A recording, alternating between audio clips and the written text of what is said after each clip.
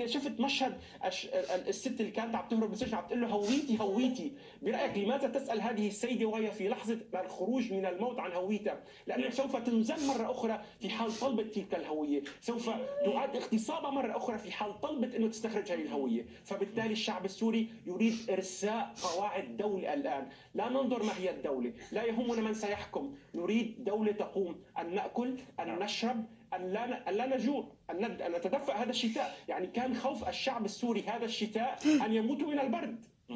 طيب، أنت في باريس، يعني سمعنا يعني بعض التصريحات المبشرة من المفوضية الأوروبية التي تتحدث عن المساعدة في إعادة إعمار سوريا.